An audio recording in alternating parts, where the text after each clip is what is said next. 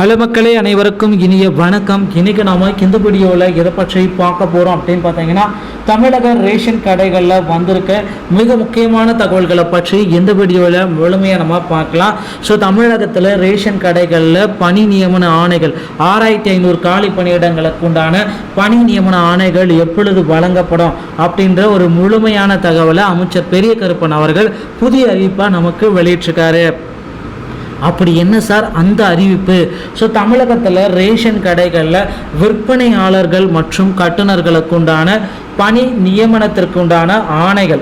So ஒவ்வொரு மாவட்டத்திலையுமே பார்த்தீங்கன்னா விற்பனையாளர்கள் மற்றும் கட்டுநர்களுக்கு உண்டான பணி நியமன ஆணைகளை வழங்க இருக்காங்க. தமிழகம் முழுவதுமே இந்த அறிவிப்பை கொண்டு வரத்திருக்காங்க. ஸோ ஒவ்வொரு மாவட்டத்திலையுமே கிட்டத்தட்ட ஒரு 5000 வேகன்சிஸ் இருக்கும், 6000 வேகன்சிஸ் இருக்கும். ஆல்ரெடி பார்த்தீங்கன்னா கூட்டுறவு சங்க பதிவாளர் ஆல்ரெடி நமக்கு ஒரு நோட்டிஃபிகேஷன் கொடுத்துருக்காரு. ஆல்ரெடி ஒர்க் பண்ணுற எம்ப்ளாயிஸ்க்கு பார்த்தீங்கன்னா பதவி உயர்வை கொடுங்க, அதுக்கப்புறமா புதிய ரிக்யர்மெண்ட்டை ஸ்டார்ட் பண்ணுங்க அப்படின்னு சொல்லியிருக்காங்க. அந்த காலி பணியிடங்களையும் கணக்கெடுப்பு எல்லாமே போயிருக்கிறதுனால இப்போ அமைச்சர் பெரிய கருப்பன் நமக்கு ஒரு முக்கியமான தகவலை நமக்கு கொடுத்துட்டாரு அப்படின்னு சொல்லலாம். ஸோ ரேஷன் கடைகளில் சென்னை ரேஷன் கடைகளில் காலியாக உள்ள 6500 பணியிடங்களுக்கு தகுதியுள்ளவர்கள் தேர்வு செய்யப்பட்டு விரைவில் பணி ஆணை வழங்கப்படும் என்று அமைச்சர் பெரிய கருப்பன் தெரிவித்துள்ளார்.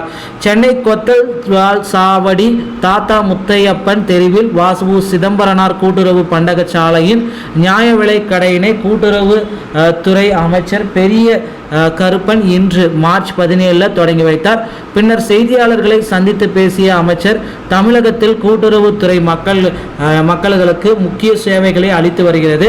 அரசின் சார்பில் கூட்டுறவுத்துறை நியாய விலை கடைகள் மூலம் குடும்ப அட்டைதாரர்களுக்கு அத்தியாவசிய பொருட்கள் தரமாகவும் தங்குதடையின்றியும் விநியோகிக்கப்பட்டு வருகிறது. ஸோ அப்படின்ற தகவலையும் கொடுத்துருக்காங்க. ஸோ கூட்டுறவுத்துறையின் சார்பாக பார்த்தீங்கன்னா அடுத்த அறிவிப்பு அப்படின்னு நம்ம பார்க்குறப்ப வாடகையின்றி பொது கட்டிடங்களும் 7952 நியாய விலை கடைகள். ஸோ இது தமிழகம் முழுவதுமே செயல்பட்டு வருகிறது. வாவு சிதம்பரனார் கூட்டுறவு பண்டக சாலைக்கு சொந்தமாக செயல்பட்டு வருகிறது. நியாய விலை வாடகை கட்டிடத்தில் 12000 ரூபாய் வாடகைக்கு செயல்பட்டு வருகிறது. இந்து சமய அறநிலைத்துறை அமைச்சரின் முயற்சியாலும் பொதுமக்களின் ஒத்துழைப்பாலும் சென்னை மாநகராட்சிக்கு சொந்தமான இடத்தில் 2000 மாத வாடகையில் புதிய நியாய விலை கடைகள் இன்று தொடங்கப்பட்டுள்ளன.